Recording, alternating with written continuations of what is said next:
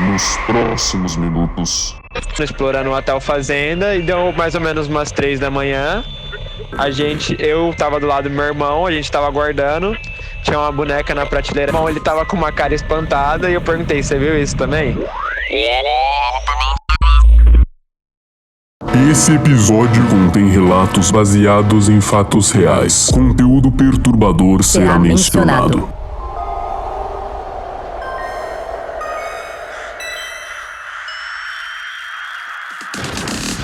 Ô, galera, tamo junto aqui, só na névoa, episódio 11. Ó, gente, aqui, já rolou episódio, hein?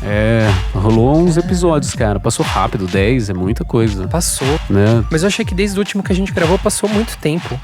Parece que faz muito tempo que eu não venho aqui, faz uma semana. Pois foi o feriado que deu uma zoada no tempo.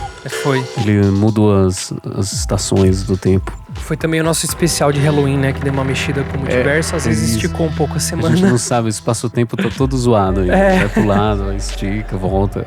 Tá chacoalhando, mas já se encaixa. Isso, cara. Eu digo, o 12, será que eu trago uma coisa numérica, assim? Uma coisa cabalística? Uma coisa sobre 12 como uma coisa? Traz. Ia ser da hora. Ia ser massa, né? Uma numerologia. Porque o 10 a gente deixou passar, né? Não, mas deixamos, mas o 7 já completou. O 13 deve ter muita coisa, mano. Putz. Caraca. Eu vou trazer ET no próximo. Ah, é? Ah, beleza. Vou trazer, eu já sei até qual que é. Nossa, então vai ser bom demais. Vai ser. Eu faço um cabalístico, você faz de um ET. Boa. Massa. Arrebentar a boca do balão. Porque o 11 não tem nada, 11 é sem graça. Não sei o que é número primo, pá, mas daí... Eu acho que tem uma coisa de numerologia também, que o 11 é poderoso, não sei o quê. Não sei se é o 11 ou se é o 7, acho que é o 7. Mas tudo. Deve ser os dois. Um deve simbolizar a liderança e o outro a coragem, uma coisa 11 assim. foi a idade que o Harry foi pra Hogwarts. Ah, é? Ah, interessante. Tá lá, tem uma coisa aí. É 1 mais 1, né? Tá armando um número diferente. Ah lá, tem muita coisa. Um patinho na lagoa, não. Então a gente vai pegar um relato, né, cara? Você que foi lá pegar um relato. Isso, eu tava conversando com um parceiro numa festa e... Papo vem, a gente conversa e tal. Aí ele trouxe uma história pra mim e isso foi bem legal. Então vamos escutar e aí eu falo um pouco mais sobre isso.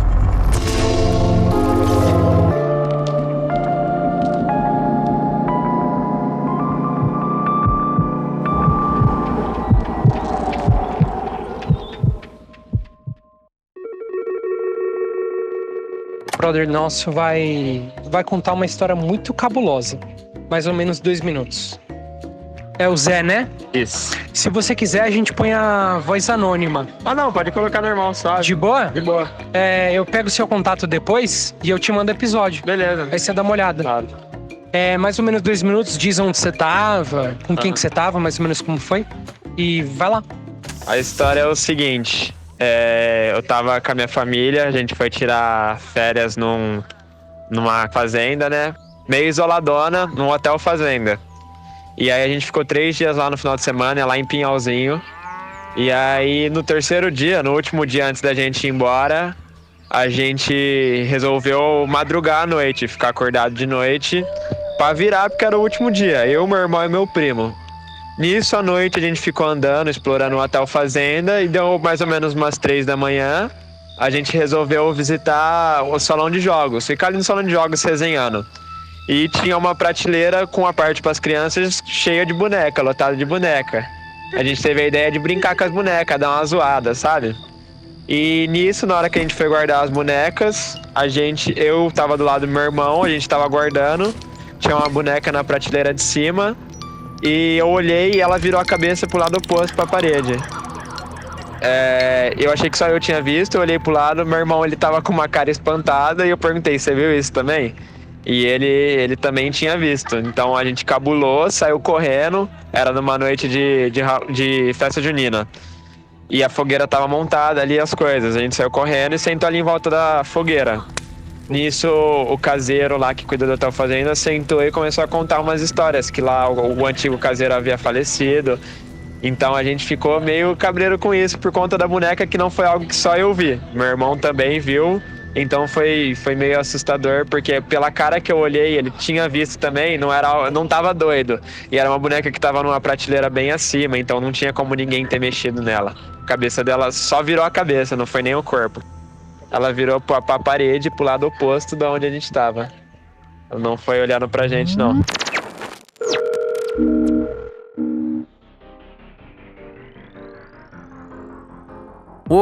Esse é bem legal, hein? Legal, cara. Putz, boneca, cara. É. Hein? Eu só Annabelle. Cara, quando eu era criança, eu tive uma experiência assim de boneca quando eu tava dormindo. Eu não sei se foi uma coisa de meio paralisia do sono, assim, mas eu vi os bonecos se mexendo, assim, mano, eu fiquei aterrorizado. Não sei se eu tava paralisado de medo ou se era uma coisa de viagem da paralisia do sono, sabe? Às vezes quando a gente tá com sono, a gente vê as coisas se mexendo, mano. Às vezes eu tenho certeza que eu tô vendo um rosto e é a cortina, assim. Aqueles memes que é tipo amontoado de roupa na cadeira e daí vira uma bruxa Vira do uma lado. velha, Total, Mas, cara, achei bem legal o relato dele. A gente traz muito de assombração e tal. Esse foi o primeiro de boneca, assim, e... Cara... É bem legal o que ele contou, assim, meu, que ele viu a cabeça virar. O irmão dele viu também. Eu até comentei com ele, eu falei, pior que o susto que você leva é que você vê a outra pessoa levar, que você não tá sozinho, tem alguém passando pela mesma coisa, né? Puxa, né? Um puxa a emoção do outro. Fica Não, pra confirmar junto. Que aconteceu mesmo. Isso. Se fosse sozinho, a outra pegada. Mas quando rolou junto, teve uma boneca mesmo que virou a cabeça, Imagina, mano. Lembrar pra sempre disso aí, cara. Nossa, nunca mais esse cara vai assistir Toy Story. Na festa junina. Cara, eu comecei a estudar umas coisas de mitologia, assim, a festa junina é meio mística também, sabia dessa? Era tipo uma festividade de fertilidade, antigamente. Veio da Europa. Olha que legal. É, louco, por causa do solstício de verão da Europa, assim. Tem toda aquela coisa de...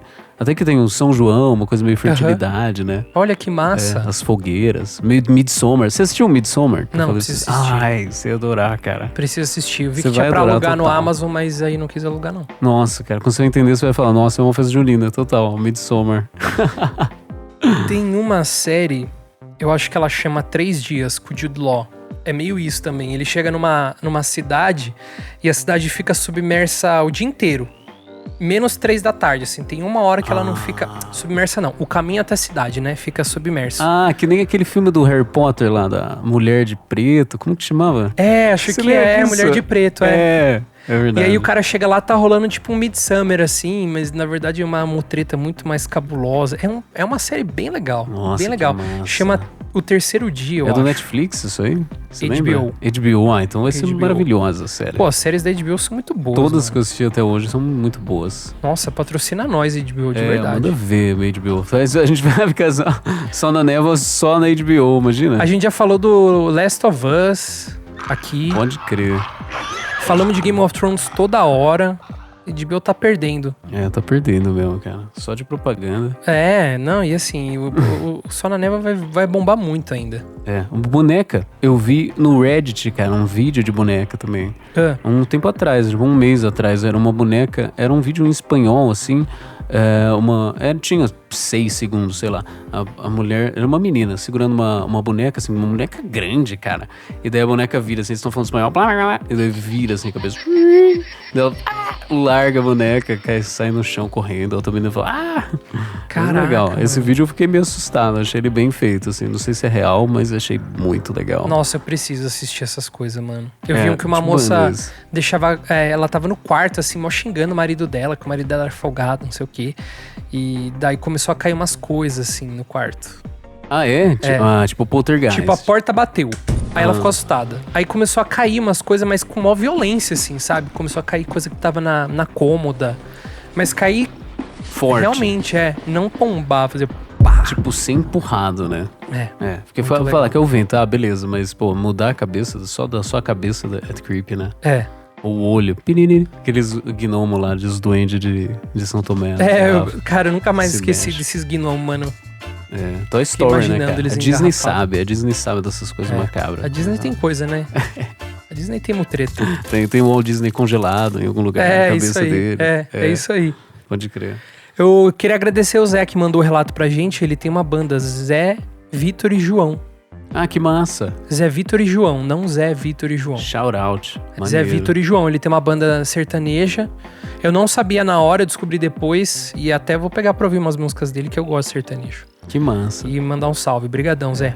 Quem quiser mandar pra gente, manda no meu celular, 19992198987. Repita. 19992198987. Ou pode mandar no nosso Instagram, lá no nosso direct, @sonanévoa. Oh, yeah. Beleza. Então, beleza. Vamos pro meu tema aí? Partiu? Let's go. Vamos.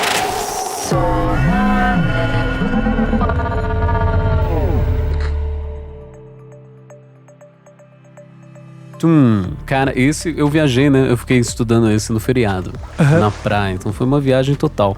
Porque eu tava ali perto em Ubatuba, ali que tem os tamoios, né? Sim. E tem tudo a ver com essa história. Então eu tava meio que na região ali de onde rolava essa história dos tupinambás. E eu vou falar de um tema assim, totalmente indígena agora. Uma mistura de indígena com português. É um dos mitos mais incríveis que tem assim na mitologia brasileira. É um mito brasileiro. Que eu falei daquele cara, lembra que eu falei no último episódio que teve um cara que ensinou a mandioca pros índios? Ah, Eu sim. citei isso, só que eu nem sabia o nome do cara. Eu fui pesquisar depois. Cara, eu fui pesquisar depois e entrei num buraco sem fim, cara, dessa história do Sumé, que é esse cara aí que veio ensinar pros índios, né? Que virou o deus da sabedoria. Ele não é considerado um deus, ele é considerado um herói civilizador da mitologia tupi-guarani. Tá. E assim, a mitologia tupi-guarani é muita coisa, né? Porque tem vários subgrupos e divide em grupos e daí é por língua, né? E daí a religião era toda passada por cantos e várias coisas diferentes. Então, tem uns detalhes que são sempre um pouco diferentes, saca, cara? Mas sempre tem essa figura que é muito importante, uma das mais importantes do como que eu posso dizer? Do panteão de deuses. Que é essa figura do Sumé, que é ou Sumé, ou Zumé, ou Tumé, ou Pai Sumé. Sabe, que é aquela coisa, como que eu vai traduzir o tupi pro português, né? Tipo, o Tsu, sabe o Tsu no Duolingo do japonês? Que como vai traduzir Tsu, que é aquela ondinha, né? Não vai ficar ser Tsu. Então ficou essa coisa aí, Sumé, né? Que é o principal, cara. Mas olha a história disso aí. Eu vou descrever o cara, assim, que é tipo um homem branco. Essa é uma das coisas que zoou tudo, assim. Ele é um homem branco que surgiu do mar. Ele veio flutuando do mar falar com as tribos indígenas ali perto. Que é os tupinambás, que é aquela região ali de Ubatuba, que é a região que eu tava. Ou tipo por ali no Nordeste também. Então toda a região tupi, assim, da costa, sabe? Os tupis são da costa. Tá. E ele veio do mar. Ele é branco e ele é descrevido com ter barbas longas. Tem textos que falam assim, barbas que tocavam até o pé. Assim. Que da hora. Então você imagina, tipo, ele é um velhinho, né?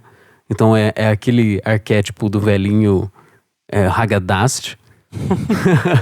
Rapagast. Isso. Que tem até um nome, eu fui até pesquisar o nome do arquétipo do velho sábio, chama Senex, segundo o Jung. Esse arquétipo do tipo Sêneca, né? Senex, meio senil, né? Deve ser dessa mesma árvore genealógica de palavras. Velhinhos sábios. E daí, cara, esse cara, ele era sereno e ele veio e aprendeu rapidamente a língua dos nativos. Que é uma coisa impressionante que até, por exemplo, o pessoal que veio aqui de Portugal, eles aprendiam rápido também. Era uma coisa que eu não sei como isso aconteceu, que a galera realmente conseguia se comunicar tão bem, assim, com línguas que estavam separadas por continentes, saca, cara? Muito esquisito como que isso foi surgindo aos poucos ali, que do nada tinha uns caras, uns jesuítas que falavam tupi fluentemente, saca? Não sei como que isso acontecia. Então é possível. Ele veio, aprendeu o tupi rapidão. E daí ele curava as feridas sem querer nada em troca, o que deixou uns pajé meio puto ali, saca? Essa coisa de chamar pai sumé também quer dizer pajé, tá ligado? Ou essa coisa de pai. Pai é a mesma palavra que pajé, só que em Guarani. Com Y. Pai. Ah, não sabia. Ele tinha a capacidade de fazer chover. E tinha a capacidade de controlar os animais. Então ele era místico, ele era um ser mágico com habilidades X-Men. Assim, que veio do mar. Tempestade, flutuando. é verdade. Do nada. Ninguém sabe quando, né? Nossa, Tempestade, Wolverine, é verdade. É verdade, vários. Pode crer. Que o velhinho, né? O Xavier lá. O Xavier que tinha telepatia, alinhamento, né? Às vezes ele aprendeu assim. Então. Falar com o tupi. E daí tipo, tinha os filhos dele, que são importantes também toda essa mitologia tupi. Tá. Que foram o Tamandaré, que ele era calmo e da família, eles eram gêmeos. E o Ariconte, que era um guerreiro. Então eram aquela coisa de gêmeos conflituantes, sabe? Uhum. E daí tem Sasuke Naruto. Isso, exatamente. E daí, tem as lendas, desses filhos, que eu vou pegar aqui, eu peguei do site Lendas do Paraná, que eles resumiram bem essa história dos filhos, pra você ver como que é importante toda essa história desse cara. Certo dia, ao regressar de uma batalha, ele insultou o irmão, o Ariconte, que é o guerreiro, né? Ele insultou o irmão, atirando contra sua cabana o braço de um inimigo que ele havia decepado. Caraca, sempre chato, né, cara bem de acontece. boa mesmo. Irritado, Tamendonaré, que é o outro cara, o calmo, bateu com o pé, que é o calmo, só que ele tá puto nesse momento, bateu com o pé no chão, fazendo nascer uma fonte d'água que inundou a terra. Ah, que legal. Então, tipo, é todo o mito da inundação deles, é disso aí, é desses filhos do Sumé, entendeu? Igual na mitologia viking, que os rios é o sangue de um gigante, né? É?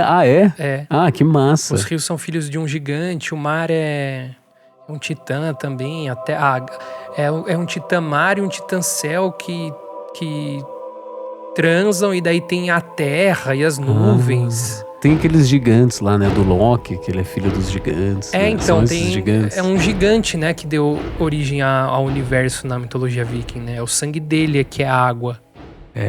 Faz sentido. E tem uma outra também de mitologia, não sei se é japonesa também. O sangue de um ser deus virar a água dos rios é famoso, né? É uma coisa clássica, assim. Que da hora, meu. Já ouvi em outros lugares. Né? Então, eles falam que vamos lá.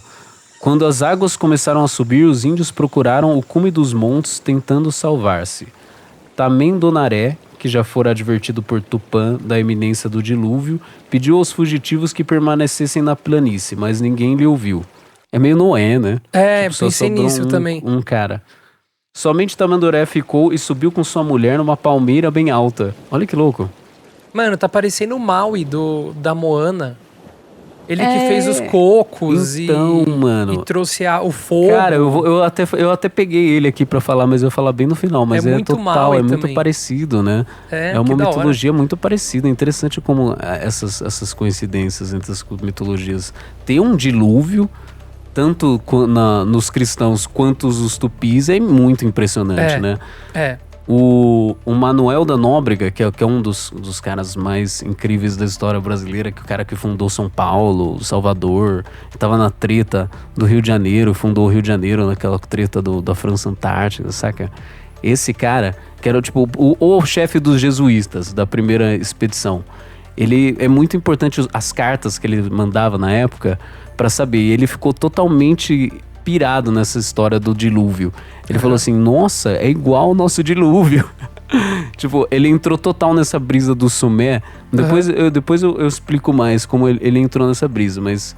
E ele pega essas semelhanças entre as duas religiões, é muito interessante, cara. Engraçado, como bate umas coisas.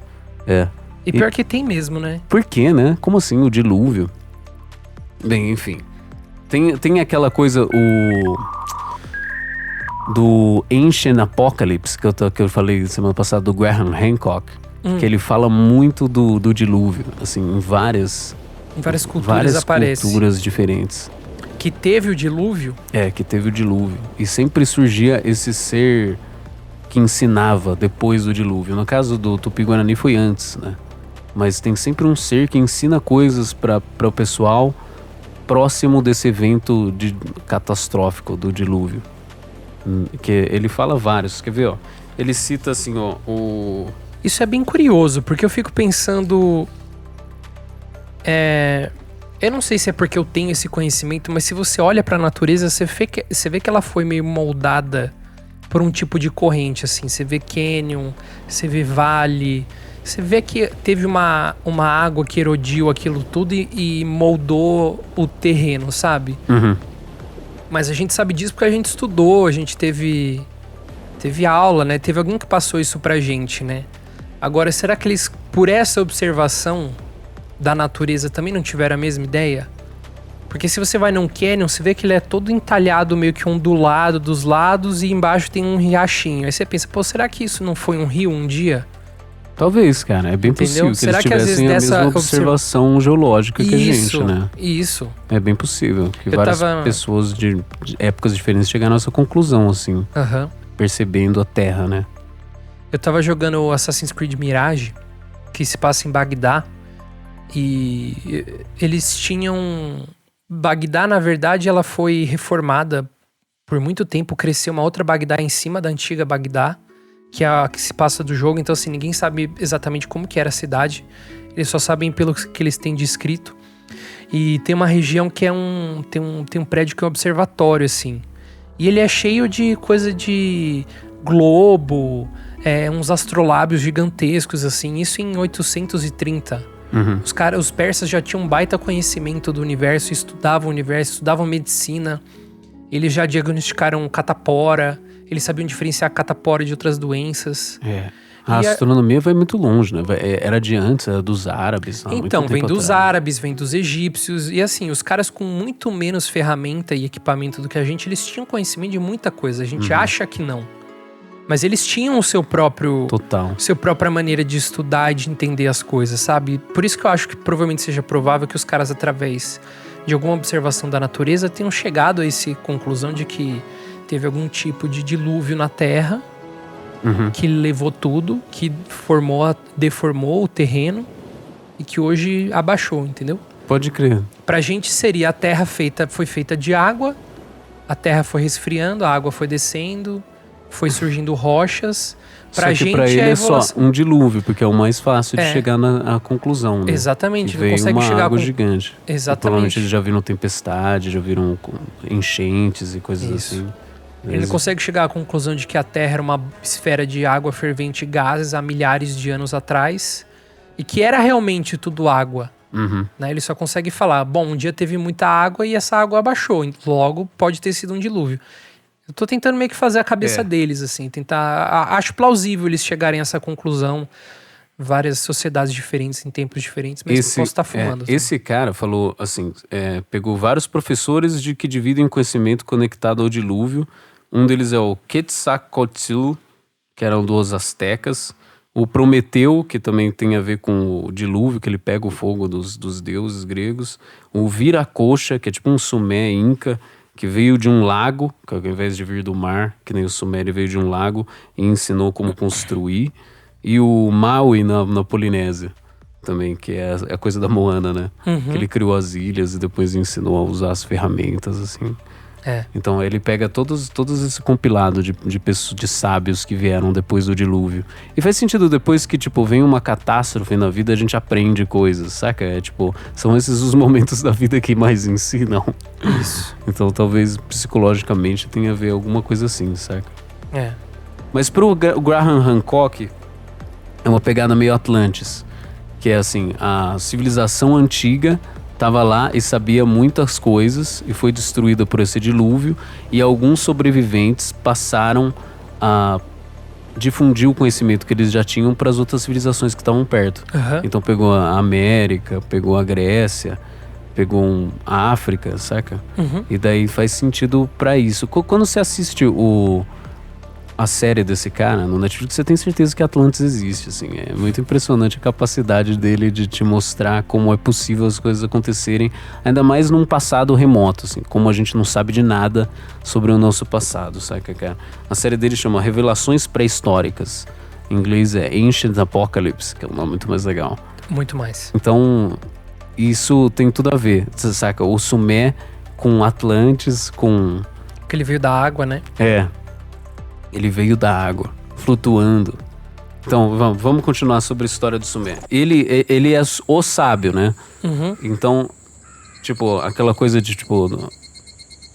O tarô. Você já viu as cartas de tarô que tem o eremita? Ele é esse cara, ele é o eremita do tarô. E ele veio do mar. E olha as coisas que ele ensinou, saca só. Ele ensinou a agricultura da mandioca, do milho, do feijão. Isso foi um compilado de coisas que eu fui pegando. Ele ensinou a transformar a mandioca em farinha, que é muito importante na culinária indígena. O fogo, transformar espinhos em anzóis. Olha. Pesca, né? Algo importante em Atlantis, eu acho, talvez. A organização social, a pintura, a contar histórias e ao grafismo corporal. Tá. Sabe aquela coisa de se pintar com orocum e rena e coisas assim. Aham. Então ele foi considerado, tipo, o deus da sabedoria. Isso é tradução dos jesuítas tentando entender esse cara que veio dos tupis, sabe? Então já é muito deturpado a tradução que chegou na gente sobre esse mito desse cara. Daí, ó, os pajés começaram a odiar esse cara porque ele era totalmente diferente da cultura e ele era muito melhor no que eles faziam do que eles, tá ligado? E daí teve um momento que, ele ensinou a organização social, mas na verdade ele eticamente proibia o canibalismo e o poliamor, saca? Então ele não gostava de comer gente nos dois sentidos. Antigamente, e os caras ficaram, mano, pé da vida com ele e expulsaram ele, né? E daí tem vários mitos de como que foi essa expulsão desse ser mitológico, mágico que veio do mar. E, tipo, os pajés pegavam as flechas, jogavam nele, e daí as flechas voltavam nele. Ou ele ficou gigante e dava risada e vazou pro mar. Ele sempre vaza de costas, o que é muito interessante. Ele sempre vai andando de costas, assim, sumindo pro mar de volta, falando que vai voltar, um dia eu voltarei. Voltando de costas, levando flechada e dando risada das flechadas. Isso é muito enigmático, é legal, é simbólico. Legal, né? Simbólico ele sair de costas assim. Por quê, né? Interessante. Tipo, eu não tô nem aí pra vocês, né? Tipo, eu vou continuar olhando pra vocês. É interessante. É, tipo isso, eu vou continuar a espreita. Isso, sabe, esse é o recado. Esse é o recado, é. E daí, ou ele foi pro Peru e pro Chile criar a Peabiru, que é aquela estrada lendária dos indígenas que... Assim, os indígenas era tudo conectado por trilha. E Peabiru é como se fosse uma estrada, como se fosse uma rodovia. É a Dom Pedro. Isso, é a malha...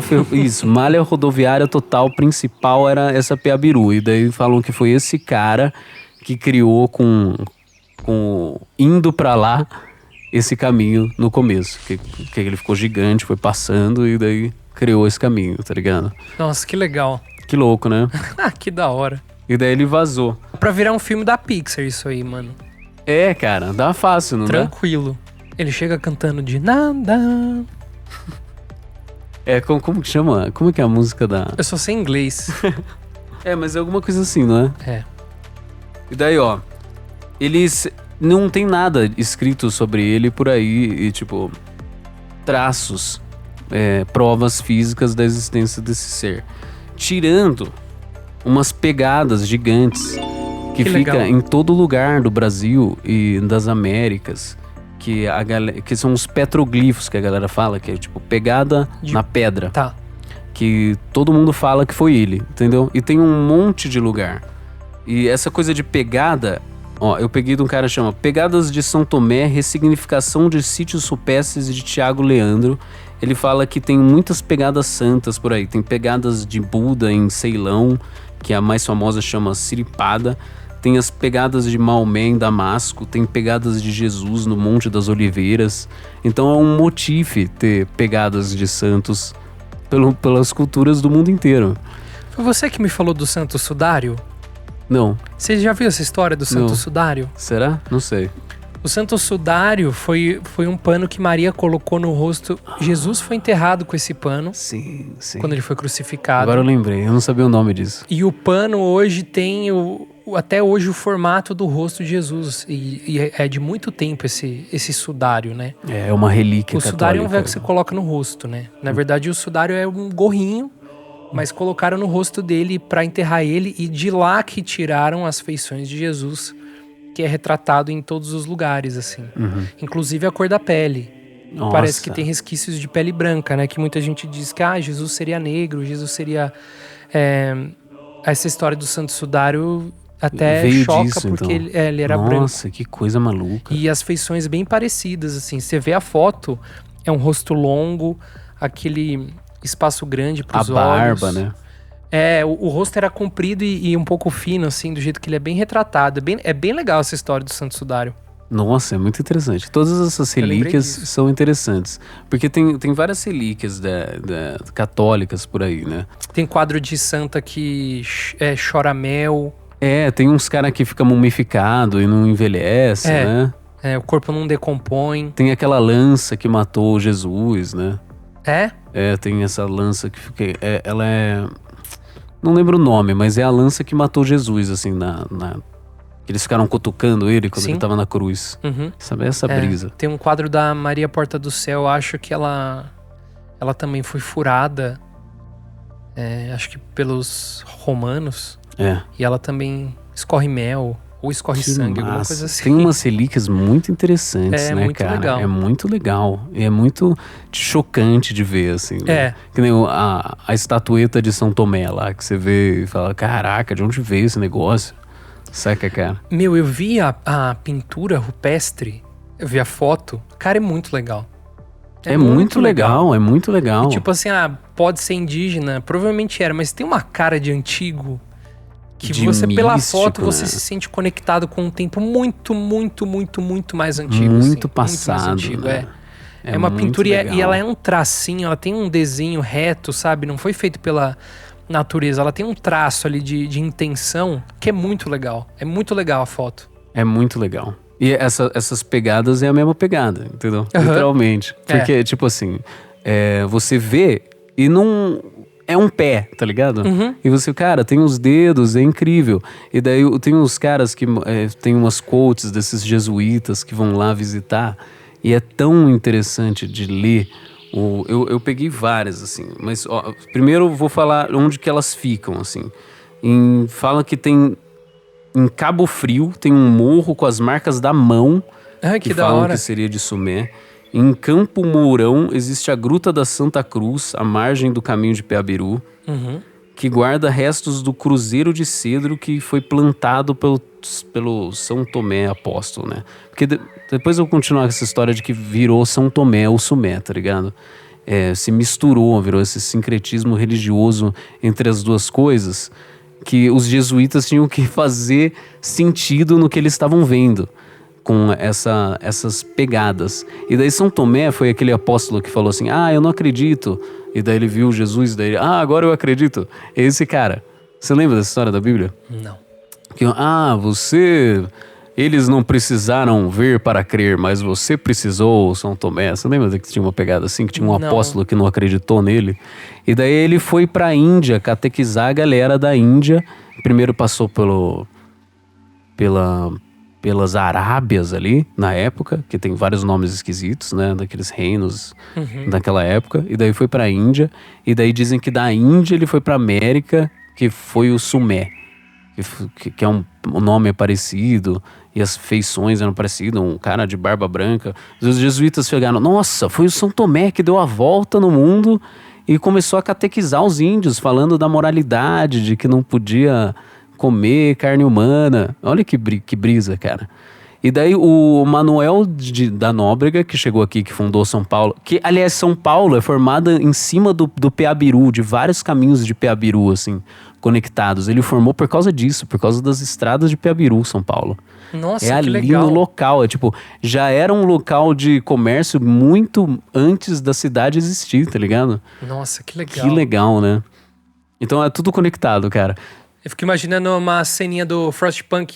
Frostpunk é um jogo que você tá na neve e você tem que construir a tua cidade pra sobreviver no inverno, assim. Aham. E aí quando você termina o jogo, ele mostra um replay da sua cidade do zero até o momento que você chegou. Que massa. As casinhas surgindo, aí a cidade expandindo. Eu imagino São Paulo passando por isso, tipo, mato, várias casinhas, uns índios, aí vai Daí vendo surgiu pedra, aí vem rua. um prédio. Nossa, Imagina que que da hora. massa, cara. Deu os Demônios da Garoa tocando. Cara. Mano. E tipo, eu Daí jogo... os italianos, os japoneses chegando. Esses jogos do Assassin's Creed também, tem dois que passam no deserto, né? O Origins e o Mirage, que um é no Egito e um é em Bagdá. Uhum. E tipo, o mapa é inteiro de areia, mas a cidade tá ali em volta do rio. E você fica pensando, sempre mano, assim, né? de onde vem a água desse rio, velho? Não tem nada em volta, cara.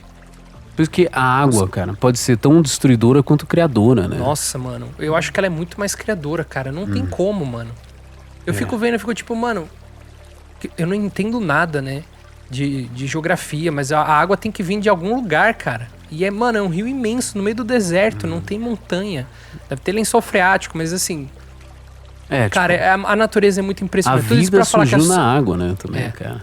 Tudo isso pra falar que a humanidade e a natureza são muito impressionantes, cara. É um muito pouquinho de água no deserto, você cria uma cidade. É muito legal como tem coisas que ficam gravadas na gente, né? Como a água. Ela é uma coisa muito importante. A gente, até hoje, você toma um banho de cachoeira, você se sente bem, né? Vai pra tomar praia, água é uma delícia. Cara. A água é o berço da vida, né? A chuva. Ele ter vindo da água é interessante. É uma coisa mitológica bem interessante. É um detalhe que faz sentido psicologicamente, sei lá, né? Ou pode ser que ele tenha vindo de outro lado do planeta, de outro continente, veio a pé então, pela água. Que nem os caras falam, ele veio de Atlantis, né? Passando por aqui. Daí, vamos lá. Eles têm o sítio arqueológico na praia de Piatã, 20 km de Salvador, que tem a lenda que aparece de 7 em 7 anos por causa da areia e da água, que surge e desaparece. Tinha uma pegada em Salvador que foi destruído por uma passagem de rodovia. Caraca. E tem no município de Sumé, na Paraíba, que tem o nome por causa disso. E tudo isso eu tirei do Pegadas de São Tomé, Significação de Sítios Rupestres, do Thiago Leandro, que é o mesmo cara que falou outra vez. Porque na internet tem tanta coisa que eu fico assim, não sei o que é real, o que não é, né? E daí eu peguei esse artigo desse cara que estudou pra falar disso. Será que tem foto pra pôr no Insta? Tem umas fotos. Agora, eu não sei de onde veio essas fotos, entendeu? Porque nesse assunto na internet é muito misturado. Que nem mistura com essa coisa de São Tomé, que mistura com outras pegadas de outros santos, então não dá pra saber de onde veio a imagem, saca? Mas daí, tem Itapuã, que os caras falam que não tem Itapuã, mas esse jesuíta mandou uma carta falando que tinha Itapuã. E agora eu vou começar a descrever os quotes dos jesuítas descrevendo as pegadas, que é a coisa mais interessante do mundo, cara. Então imagina em 1500 e bolinha, esse cara mandando carta. E o cara é um padre, assim, da Idade Média. Ele é um padre medieval conversando com tupis, tentando descrever o São Tomé, sendo que, na verdade, é a entidade dos caras que veio da água, entendeu? E daí, olha o cara falando.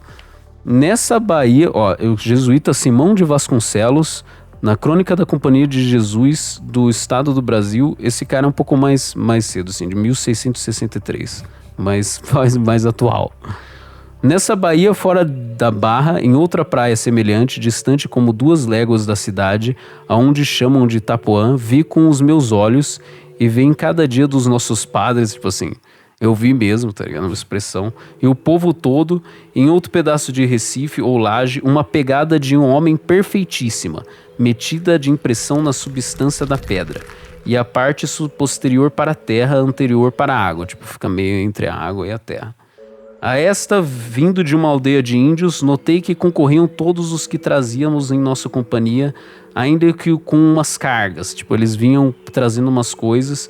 E perguntei a eles a causa, que era o novo no caminho. Tipo assim, de onde veio essa pegada?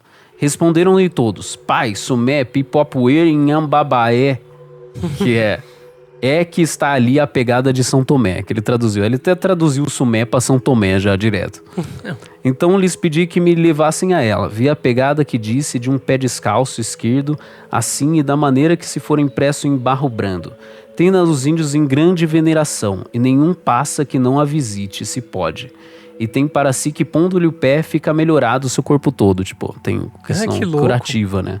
Se você coloca o seu pé em cima da pegada de São Tomé. Então, está a maior parte do tempo coberta com o mar e só aparecem vazantes maiores. Que nem aquela lenda lá do Salvador, que aparece de 7 em 7 anos a pegada, assim. Então é por aí, cara. Essa é a quote mais velha que a gente vai falar aqui no podcast, que é do Manuel da Nóbrega, que eu achei... Essa quote tá dentro de um livro que chama A Religião dos Tupinambás, de Alfred Metraux, de 1928. Então essa quote dentro da quote. Tá.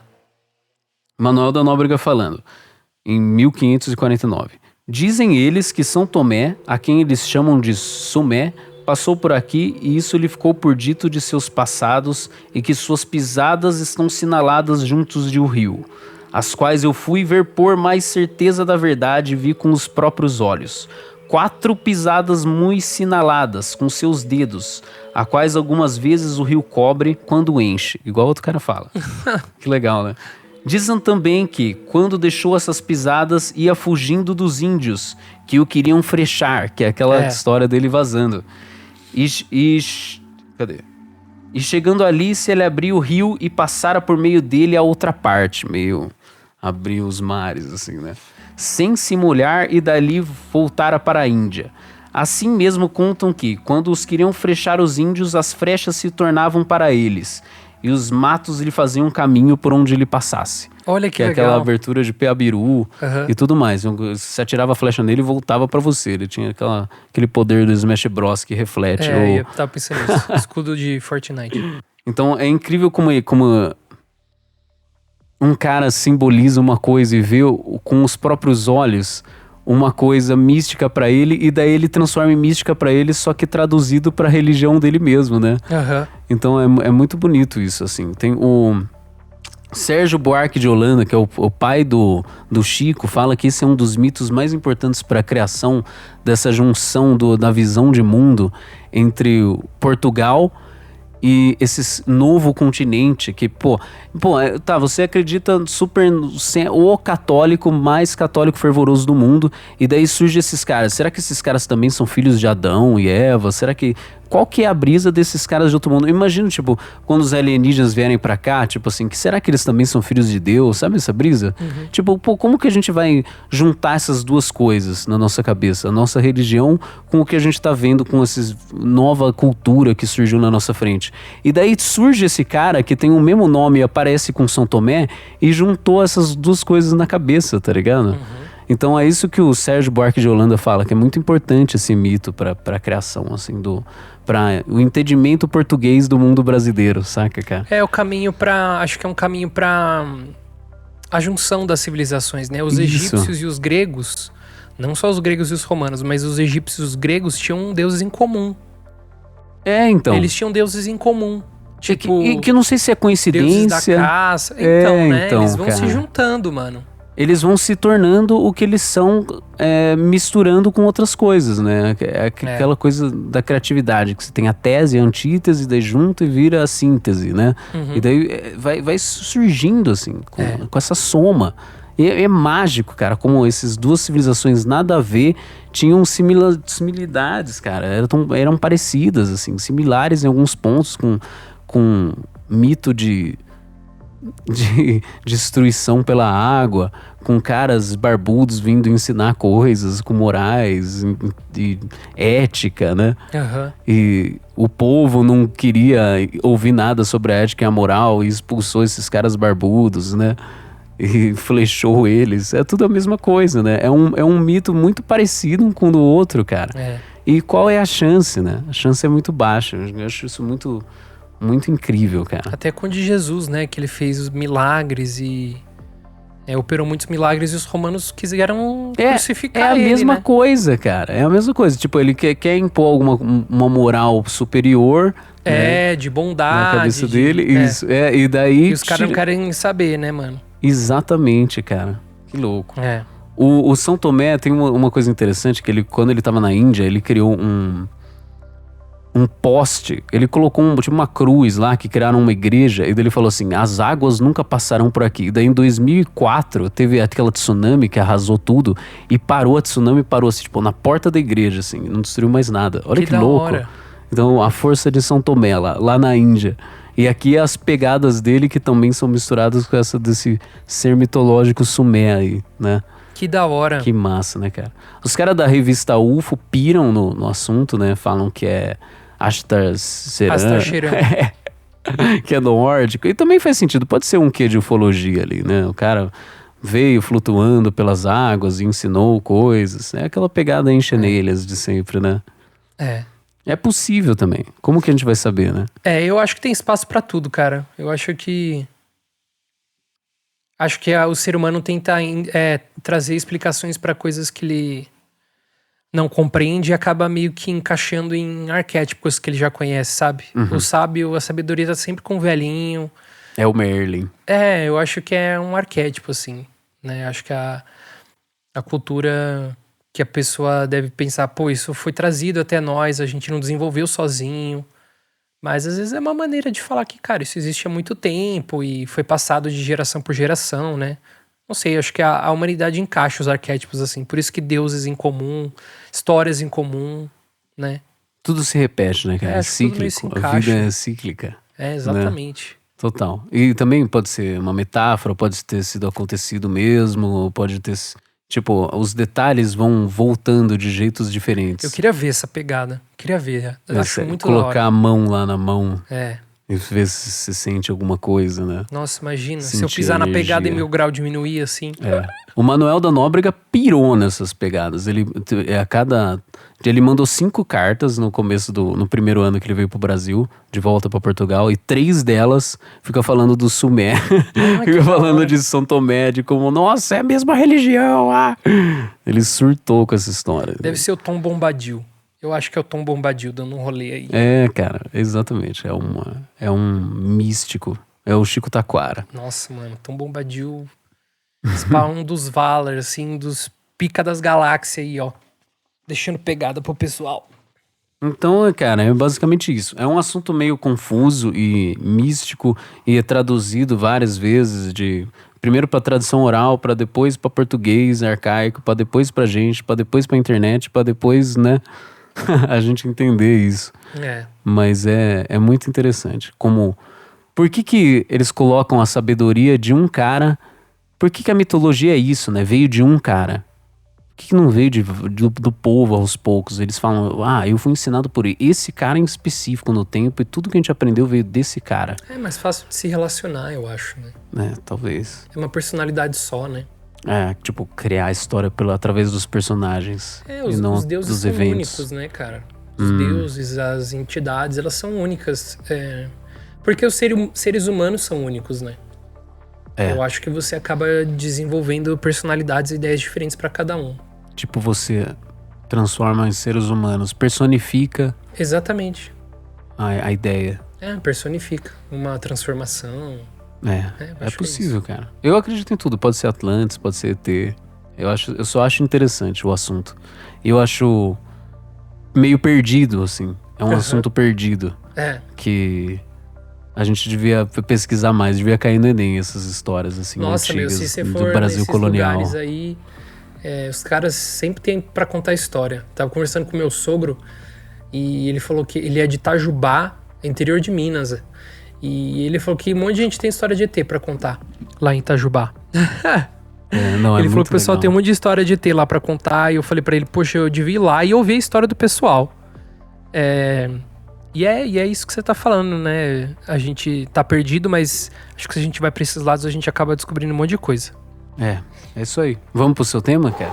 Bora!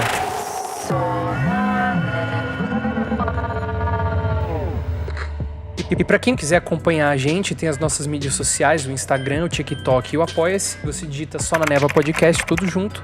E lá você pode mandar o seu relato, pode participar, quem sabe, do programa. E com R$10 ajuda a gente a crescer, né? O Clube da Névoa te dá acesso ao nosso Telegram, onde a gente vai bater aquele papo, trocar aqueles memes. Isso. E no Clube da Névoa Extra, a gente vai disponibilizar uns mini episódios, né? Falar de cultura pop, falar de arte, falar do que a gente quiser. Tudo que você quer ouvir um pouquinho mais aqui do Só na Névoa, mas no episódio mais curtinho pra quem tá no Clube da Névoa Extra. Quem quiser saber mais, é só clicar aí no link da descrição.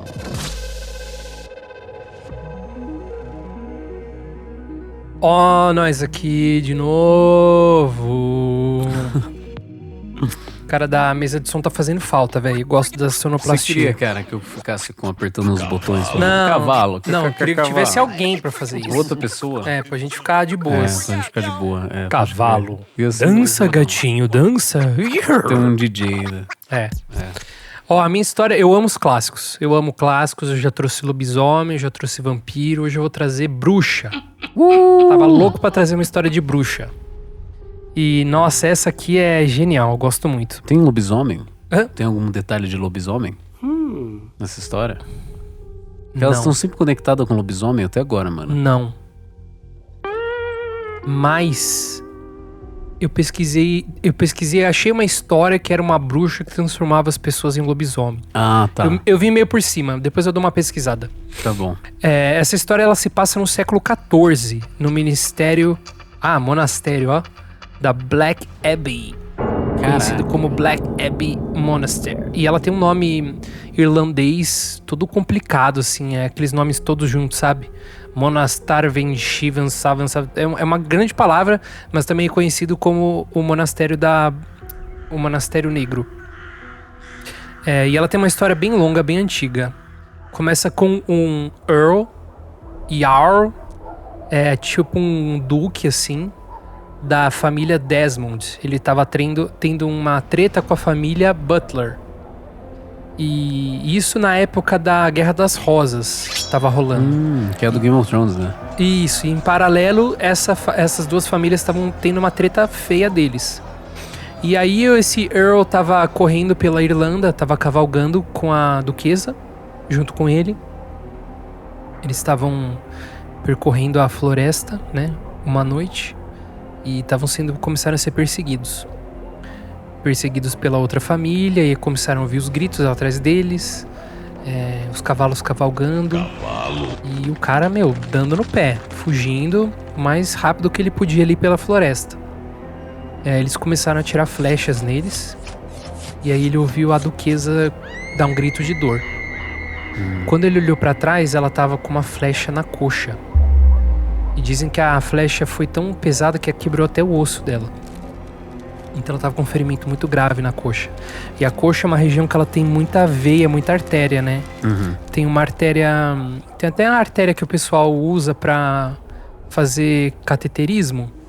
Que eles enfiam... Ela é muito grande. Eles enfiam o catéter na artéria, vem até o coração. Caraca, sério? Vem pela coxa. Eu sei que flecha é muito forte, né? Porque tem peso e tem aceleração.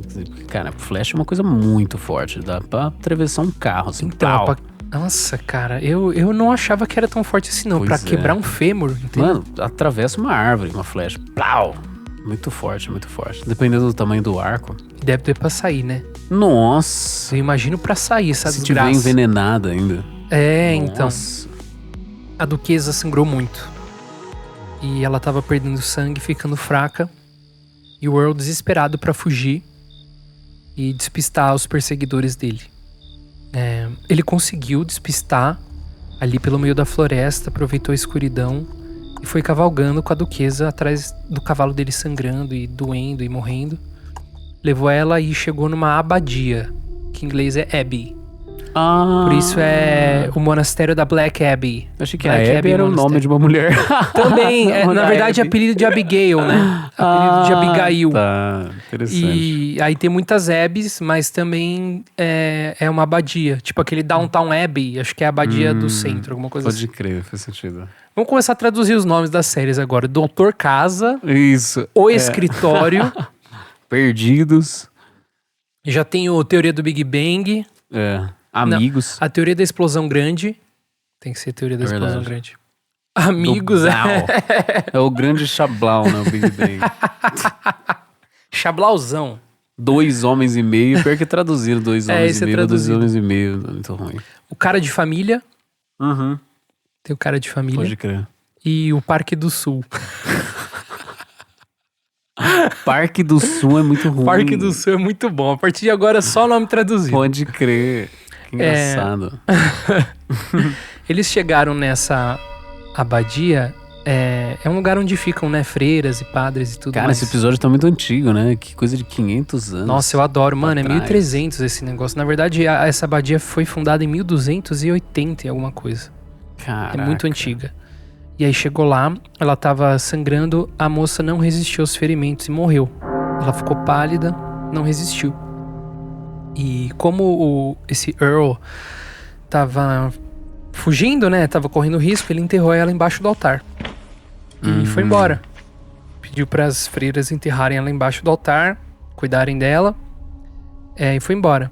E acho que é conhecida como a igreja de St. Catherine. Acho que é conhecida como Igreja de St. Catherine, esse lugar. Até achei que o nome da moça fosse Catherine, mas ninguém sabe o nome nem dele nem dela. Só sabe que ela era uma duquesa e ele era um duque. E ele era um Earl. Ah, tá. Entendi. E daí eles colocaram o nome de Earl nele por causa disso. Na verdade, Earl é um título. É o dono da família. Tipo, saquei. o Ned Stark. Ele é Earl Sir. dos Stark. Isso aqui. É. Entendi. Então ele era meio que o dono da família. Daí ele enterrou a moça, deu as condolências e foi embora. Partiu. As freiras, com o tempo, né, lamentaram o acontecimento, fizeram tudo o que podiam, enterraram a moça embaixo do altar. E começou a passar os dias, elas começaram a ouvir gritos de rachar a alma. Gritos gelados, de pavor, horríveis. Uma certa noite, uma das freiras viu uma moça caminhando pela abadia. E na mesma noite os gritos cessaram. Nossa. Aí, por verem o fantasma, essa silhueta, eles acharam melhor mover o corpo que estava enterrado para outro lugar. Tipo, morreu uma mulher aqui, apareceu um fantasma de uma mulher. Então deve ser ela, né? Vamos tirar ela daqui e pronto, né? Esse fantasma não tava aí 10 dias atrás, só pode ser ela. De onde veio isso, né? Com certeza. Pode crer. Aí abriram e desenterraram o corpo. Quando eles foram ver, ela tava com as unhas e os dedos quebrados. Provavelmente de arranhar o caixão pra tentar sair. Eu lembro muito o Vampiro de Kissilova lá, né, lembra. cara? É muito semelhante, assim, Lembra. paralelismo mitológico. E aí elas se tocaram de que enterraram a moça viva. Ela não tinha morrido. Não só ela tinha se recuperado dos ferimentos, e ela gritou por noites a fio pra sair de lá. Nossa. Tava com o dedo quebrado, a unha, tudo de, né, arranhar o caminho dela pra fora. Cara, tem muita gente que tem medo de ser enterrado vivo, né? E pede pra ser cremado, pá, por causa disso. Dá bom O medo, Dwight né? tem uma solução, você já viu? Qual que é? Eles dão um tiro de 12 na cabeça. Tipo, do double tap, né? Do Zumbilândia. Eles põem no caixão, aí vai lá dar um tiro. Só pra checar, né, mano? Putz. Cara, deve ser muito bom. No Kill Bill, né? Que dá pra você ficar dando soquinho assim. No que caixão. ele faz o... Só que daí vem uma... Ela faz o... que pau, fica quebrando o caixão com o soco. E só que entra um monte de areia, né? Um monte de terra em cima de você. Não sei o que você faz a partir dali. Quebrar madeira pra sair é outro trampo, né? O pessoal fala que na verdade você tem que escavar em rampa, tipo, pra cima. Tá, interessante. Não tipo ir reto, vai cavando na direção da sua cabeça, pela lateral vai fazendo uma rampinha assim. Fazer isso com o fêmur quebrado com uma flecha, mas trampo, né? Por isso que você tá desacordado. Mano. Sem sangue. Não, ali na igreja, pô, é tudo concreto em volta, né? Cimento, sei lá. E os caras tontos, é um fantasma. Você gritando lá. Então. Que desespero. Imagina, mano, tão perto. Nossa, no breu do caixão. Aí aconteceu esse acidente com a família Desmond. A moça morreu. E aí começaram a surgir umas coisas estranhas nesse monastério. Foram passando vários anos, várias décadas, vários séculos. Lá perto dos anos 1500, assim. O que acontece? Eles construíram um monastério lá, e aí com esse monastério vieram padres. E aí os padres e as freiras viviam ali naquela abadia. Mas a coisa começou a ficar meio estranha. Os padres, eles pareciam estar buscando a iluminação espiritual de umas maneiras um pouco controversas.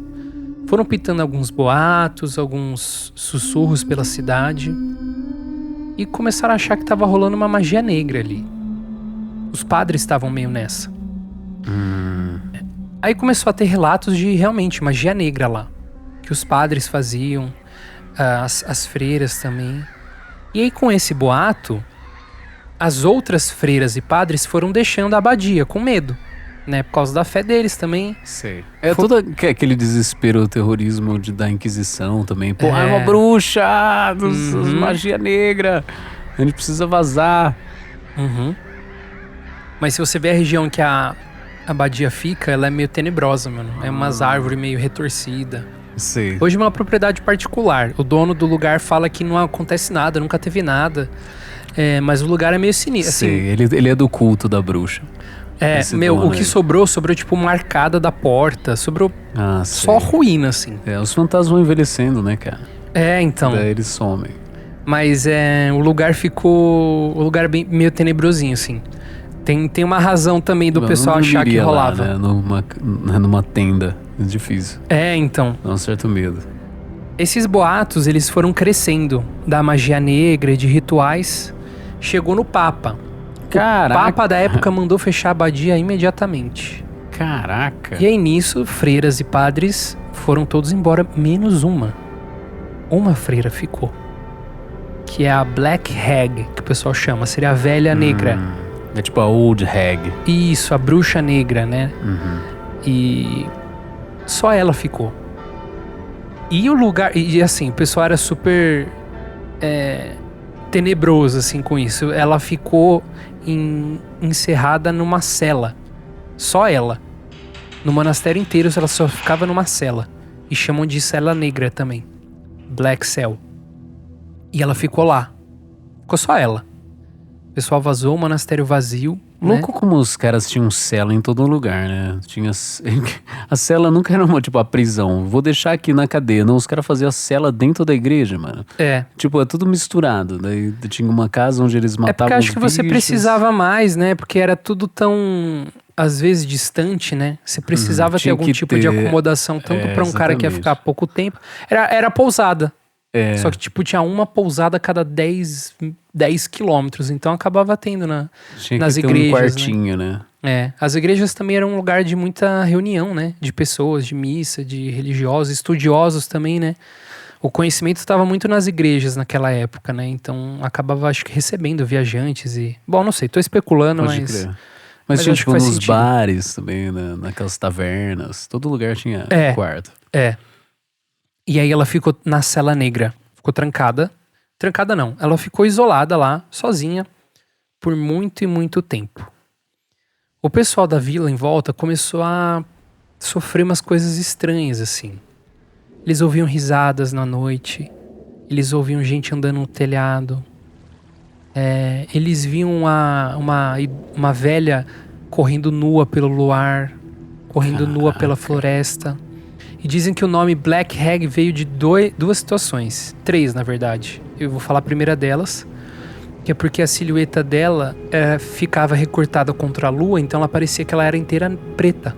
Ela tava inteira... Ela era preta, né? Tipo uma sombra, assim. Tipo tirar foto contra o sol. Isso. Só que o pessoal não via nada. Via só ela inteira preta. E ela dançava nua na natureza. Ela... O mais chocante que o pessoal... Isso eu vi em muitos relatos. Ela fazia... atentados sexuais, assim. Vamos colocar assim. Com as pessoas da vila. Por motivos ritualísticos, vai. Ah, tá. Entendi.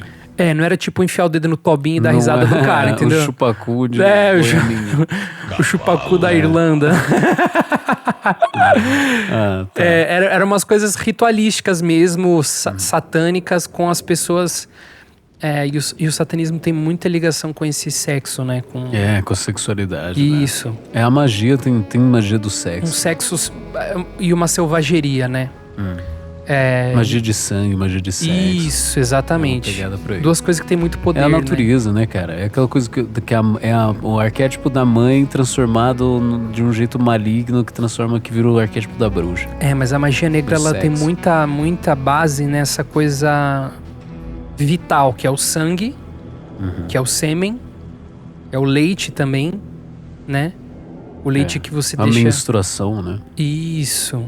Então isso tudo meio que são fluidos de certa forma que ou mantêm ou geram a vida, né? Então isso tem muito poder. Tanto que o George Martin, toda a magia de sangue no Game of Thrones que funciona. O sangue tá... ou o sacrifício, né? Era aquela mentalidade que o sangue que passava, que é o sangue da família, né? Isso. Não é tipo o DNA, é o sangue. O sangue é uma vitalidade, né? O sangue é pra vitalidade. gente hoje é um fluido, né? Com propriedades, exemplo, ó, positivo, negativo. O corpo e o sangue de Jesus é o que passa, é a vitalidade, é a energia, né? O sangue, ele tem um poder muito simbólico, assim. Ele tem um Mano, que a gente falou do vampiro de Kislev lá, né? O vampiro é energético, né? E o sangue é um símbolo disso. Da energia. Exatamente. Então, viam ela fazendo magia negra contra a luz, viam ela fazendo rituais à noite. Que louco. Ela atormentava muito a vila. O pessoal falava. E justamente com muitos desses rituais sexuais que ela tinha. E aquela risada, né? Toda aquela história. Uhum.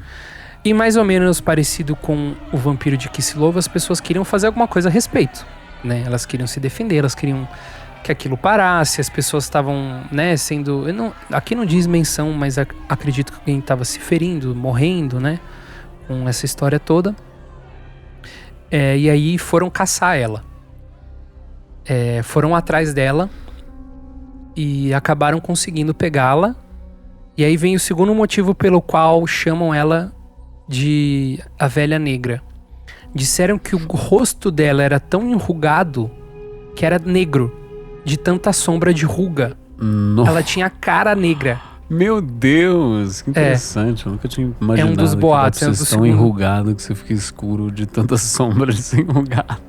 Cara, é um viagem, exagero tremendo, mas legal. pra você ver a força do mito, né? Aham. Tipo, ela era tão velha que ela era deformada. Nossa. Tipo, a coisa mais velha que você já consegue imaginar na sua vida. Ela é tão velha que não sobrou nada, só a sombra do corpo. Mas o corpo ainda tá lá. Tá lá. Só que enrugado e velho e detonado. Que incrível. Em ruínas, né? Aham. Então foram atrás dela, na cela dela lá no monastério, e conseguiram pegar ela. E aí, bruxa, vai pra tocha. Fogueira, né? Fogueira, direto. Queimaram ela. E ela queimou entre gritos e risadas de uma forma bem tenebrosa. E a última coisa do corpo dela que queimou foi o rosto. O corpo inteiro derreteu e queimou aquele jeito. Mano. Só que o rosto queimou e ficou preto. Dizem que é outro motivo. Então tem vários mitos em volta disso. Caraca. As pessoas dizem que isso aconteceu há bastante tempo. Aí o Papa fechou o monastério. Aí parece que ele abriu uns 100 anos depois. E ele fechou outros 100 anos. E as pessoas, durante esses últimos 100 anos que o monastério estava aberto, falavam que ouviam gritos estridentes, assim, de dor, ao longo da noite. Vinha uma silhueta de uma moça caminhando pelo monastério. Não falaram mais da bruxa, mas falaram que o mito que eles continuavam escutando os gritos da duquesa, Que interessante. que foi enterrada cara. lá, 100 anos depois. E depois fechou, hoje é só ruína.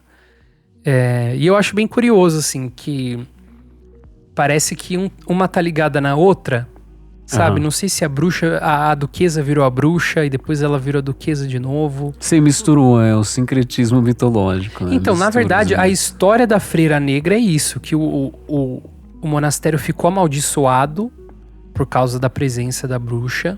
E aí os padres começaram a ir atrás da magia negra.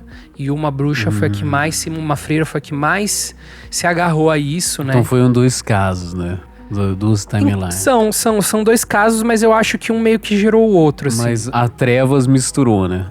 Eu acho que a Trevas cresceu a e ela Trevas começou cresceu. a dominar. Pode crer. Aliás, muita história de possessão começa com freira, né? E começa com um caso de uma coisa traumática, que foi o caso da mulher morrendo e ficando enterrada viva. E daí vai crescendo até ficar uma coisa de possessão, uma coisa que tudo tomado pela trevas, né? Porque essa coisa de ela é black, mas é também de trevas, né? Essa coisa de sombra. A sombra, exatamente. Tem um barulho que eu coloco no podcast que é assim... que eu achei, ele chama The Dark Pad. E daí eu penso assim, é o Dark Pad. Se o Dark fosse um som, é energia, né? Se a escuridão fosse um som. Seria esse Dark Pad. É isso que é, mano. Total. Essa história da Black Nun. A freira negra, velha negra e duquesa da igreja de St. Elizabeth. Então a gente tem um cara de barbas brancas e uma mulher de sombra tão dark. Eu gosto de trazer esses contos dark, mano. Que massa, cara. Eu quero achar mais coisa. Quero trazer das bruxas de Salem também. Trazer bastante coisa. Traz todas as bruxas, cara. A gente tem que fazer tudo bruxa, lobisomem, a gente tem que trazer. Eu gosto dos clássicos, mano. Eu gosto dos clássicos. Muito maneiro. Tanto quanto o de Kislev. É muito parecido. Tem muitos aspectos parecidos, assim, cara. Que massa.